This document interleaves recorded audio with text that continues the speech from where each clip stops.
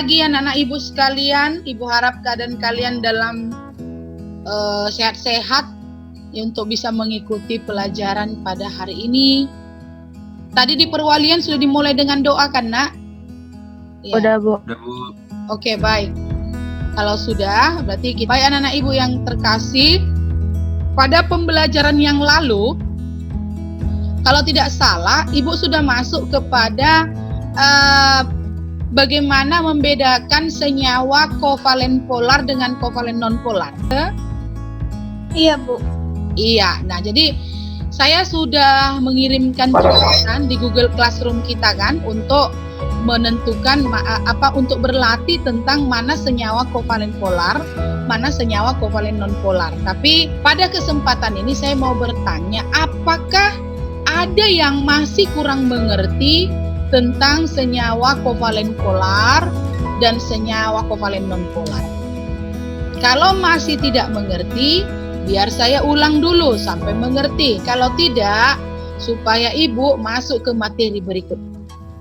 Kalau senyawa kovalen polar itu kan terdapat kutub dalam senyawanya ya. Jadi karena adanya perbedaan keelektronegatifan antara atom-atom yang berikatan, maka terjadi tarik-menarik yang kuat, artinya ada salah satu pihak yang menarik lebih kuat elektron ke pihaknya, sehingga terbentuk kutub positif dan kutub negatif.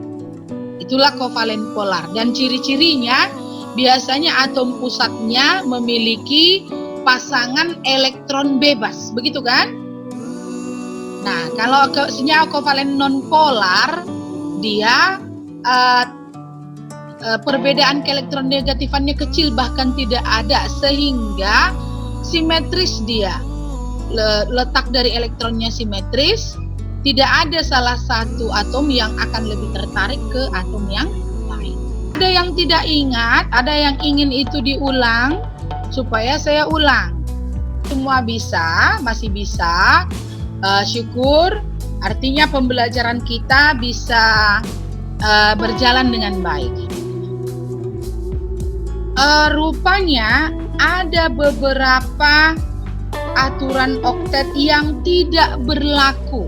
Ya, ada aturan oktet yang tidak berlaku. Kan sudah Ibu jelaskan pada kalian bahwa atom-atom akan yang pertama bisa memberikan dan bisa menerima elektron, gitu kan? Lalu ada juga yang menggunakan elektron bersama-sama. Nah, pada senyawa kovalen ternyata ada aturan oktet yang tidak berlaku. Ada beberapa molekul atau senyawa yang menyalahi atau menyimpang dari aturan oktet. Ya, menyimpang dari aturan oktet. Tetapi senyawa ini memang ada dan stabil. Ya. Nah, itu tergantung kepada bentuk molekul dari senyawa-senyawa tersebut. Nah, sebelum saya sampai kepada bentuk molekul senyawa, maka saya jelaskan dulu penyimpangan teori oktet itu. Kenapa? Yang seperti apa yang disebut dengan penyimpangan teori oktet? Maka saya coba share dulu papan tulis ya. Itu berlaku pada ya ini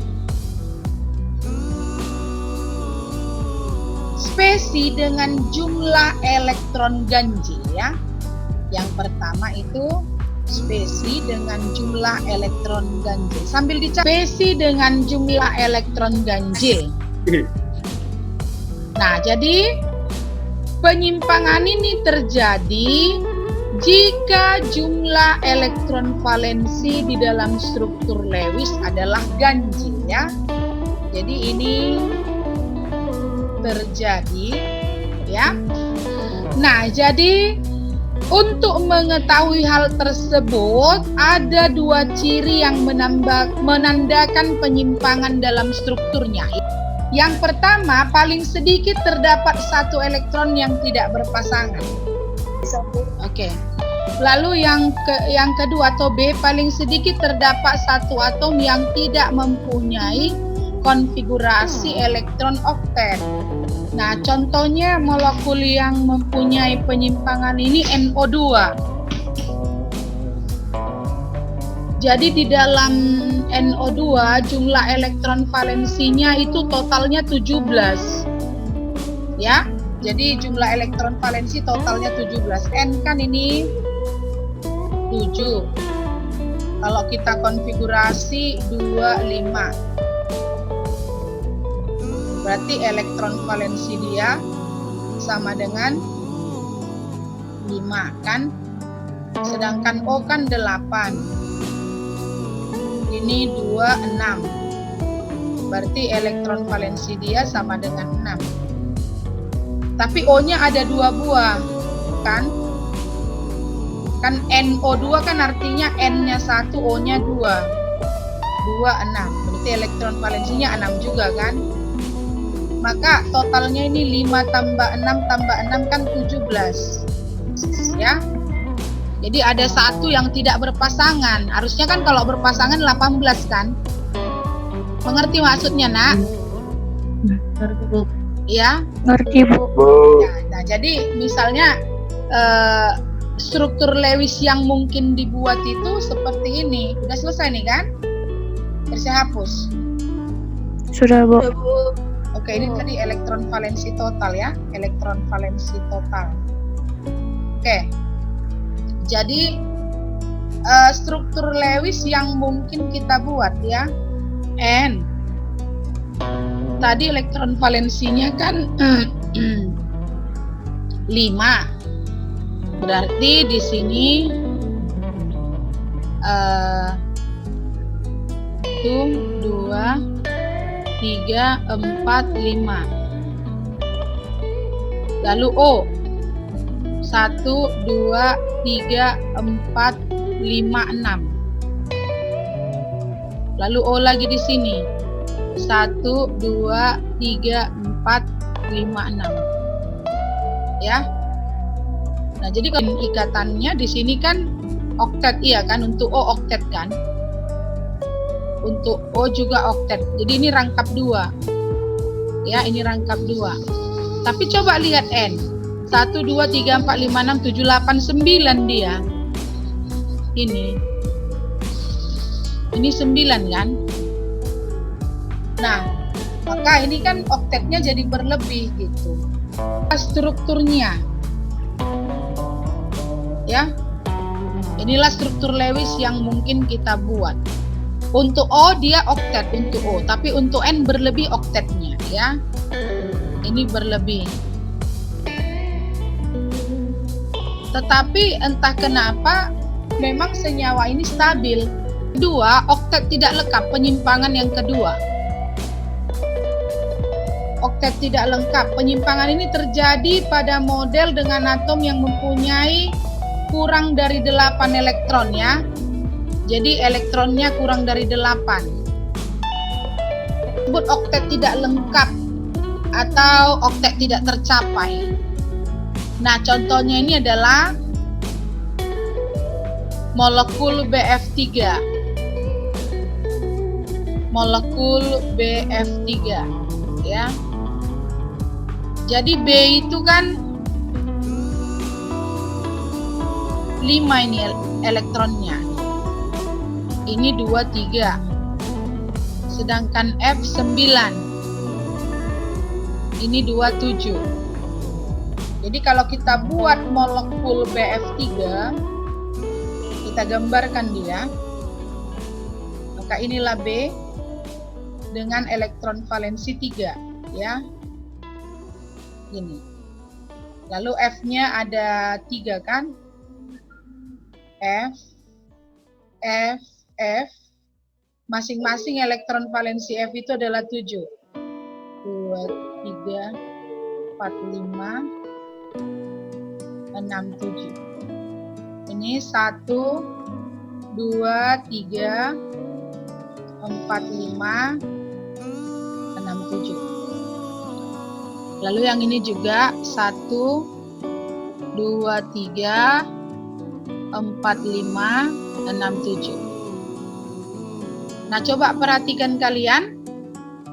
Untuk F dia 8, oktet dia 8 itu F. Ya, jadi F-nya mencapai oktet, tetapi permasalahannya B cuma 6 ini, nggak tercapai oktetnya. Ini 1, 2, 3, 4, 5, 6. Nah, jadi itu oktet tidak tercapai ya. Ini oktet tidak tercapai. Nah, ini juga salah satu penyimpangan. Oke, nah struktur Bisa, Lewis Bu. ini, ya betul, baik. Nah, struktur Lewis ini menggambarkan bahwa atom pusat B tidak terpenuhi aturan oktetnya, karena atom B hanya dikelilingi oleh 6 elektron. Tapi senyawa ini sangat stabil, artinya struktur ini adalah benar meskipun tidak memenuhi susunan oktet. Ya, kenapa? Karena dia simetris. Dia simetris. Kalau misalnya saya gambarkan bentuk molekulnya, dia simetris. Kenapa? Karena nanti dia kayak gini dia. Ya, gini dia. Jadi ini F. Ini F. Ini F. Jadi simetris dia karena dia akan membentuk segitiga sama sama sisi ya. Segitiga sama sisi bentuk molekulnya. Jadi dia bentuk molekulnya itu simetris, ya. Nah, ini yang menyebabkan senyawa ini stabil, walaupun B-nya tidak mencapai oktet, ya. Walaupun, ya. Nanti inilah yang mau kita pelajari setelah ini, bagaimana melihat bentuk molekul atau memprediksi bentuk molekul. Bisa, Nak? Oke. Penyimpangan yang ketiga itu adalah oktet berkembang atau berlebih. Sudah selesai dicatat, Nak? Oke. Yang ketiga itu adalah oktet berkembang atau oktet berlebih, ya, oktet berkembang. Jadi ini terjadi karena pada molekul dengan atom pusat yang dikelilingi lebih dari 8 elektron, ya. Jadi ini atom pusatnya dikelilingi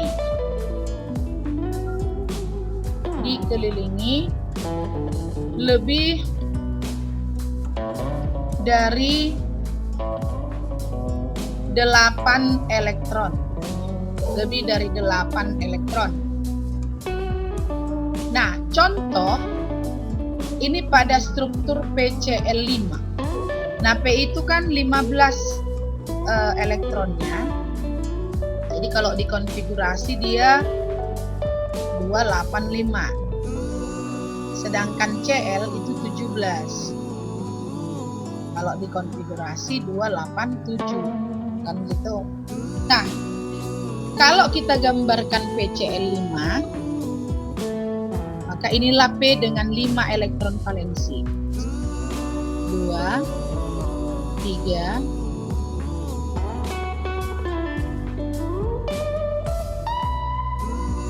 4, 5. Lalu dia berikatan dengan 5 buah Cl, ya. 5 buah Cl, ini 1, masing-masing Cl elektron valensinya 7.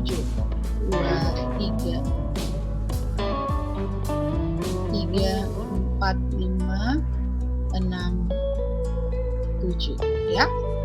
Nah, Cl yang kedua di sini. 1, 2, 3, 4, 5, 6, 7. Cl yang ketiga di sini. 1, 2, 3, 4, 5, 6, 7. Yang keempat di sini. 1, 2, 3, 4, 5, 6, 7. Yang kelima ini. 1, 2, 3, 4, 5, 6, 7. Nah, jadi kalau misalnya kita mau bikin ikatannya, ini kan oktet, Cl-nya oktet ya. Ini Cl-nya juga oktet. Ini Cl-nya oktet. Cl-nya oktet. Ini Cl-nya oktet. Nah, lantas lihat dulu untuk si P-nya. Jadi berapa dia P-nya, Nak? Hitung dulu. Ini yang saya lingkar ini, berapa? 10. Berapa, Nak? 10, Bu. 10. Berarti elektronnya berkembang kan? Oktetnya berkembang kan? Oktetnya berkembang. Jadi walaupun tidak 8, tetapi memang molekul ini stabil. Ya, karena dia membentuk piramida segitiga bipiramida. Ya, bentuk molekulnya dia itu segitiga bipiramida. Gimana, Nak? Bisa dimengerti? Bisa? Bisa, Bu. Bisa, Bu. Ya, baik. Jadi ini kan ini nanti kayak kira-kira ginilah dia bentuk molekulnya ya. Ya, karena yang terakhir ini dikelilingi oleh 10 elektron. Tapi sebagian besar atom-atom cenderung ingin memiliki 8 elektron di kulit terluar ya, sebagian besar. Hanya ada beberapa pengecualian, dan pengecualian ini saya berikan karena memang senyawa-senyawanya itu stabil. Bagaimanapun ikatan kimia dimaksudkan untuk mencapai kestabilan daripada atom itu, kan? Itu dia. Anak-anak ibu yang baik, setelah ini kita akan masuk kepada memprediksi bentuk molekul, ya, bentuk molekul. Tetapi bukan hanya ini ikatan, ada satu lagi ikatan logam, ya. Nah, jadi ikatan logam itu ikatan kimia yang terjadi akibat gaya tarik-menarik antara atom logam dengan lautan elektron dalam suatu unsur logam. Ya, silakan catat dulu, Nak. Elektron valensi dalam atom logam bebas bergerak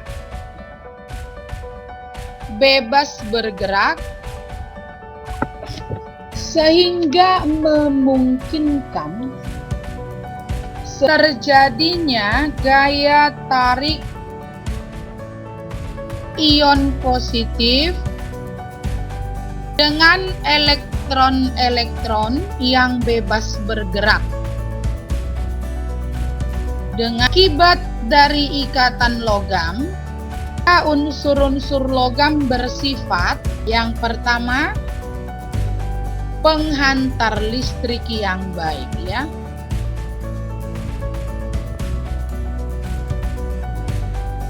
Lalu yang kedua, dapat dibentuk dengan cara ditempa. Yang ketiga, kerapatan dan titik leleh tinggi. Dan yang keempat, pada umumnya mengkilap. Perhatikan beberapa senyawa berikut. 1. CO2 di NH3.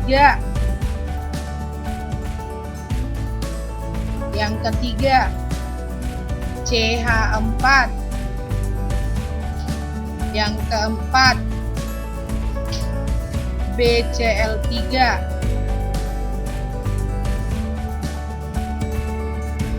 BCl3 itu Cl, ya. Yang kelima, H2O.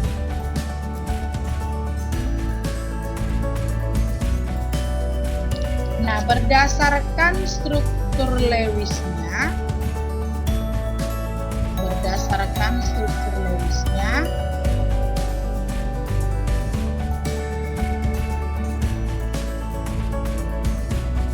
senyawa yang menyimpang dari kaidah oktet itu yang mana?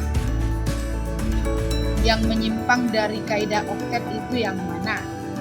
Nah, manalah menurut kalian di situ yang apa? Yang menyimpang dari kaidah oktet. Oke, Bu. Baik, tapi Ibu yakin IPA 3, IPA 4 anak-anak yang fighting belajar ini kecuali beberapa orang. Terima kasih atas perhatian. Bisa, Bu. Selamat belajar untuk jam berikutnya. Terima kasih ya, Bu. Tuhan memberkati. Dadah. Lambai lah, Dadah, Nak. Bu. Biar Terima tahu kasih, kita Bu. meminta. Iya.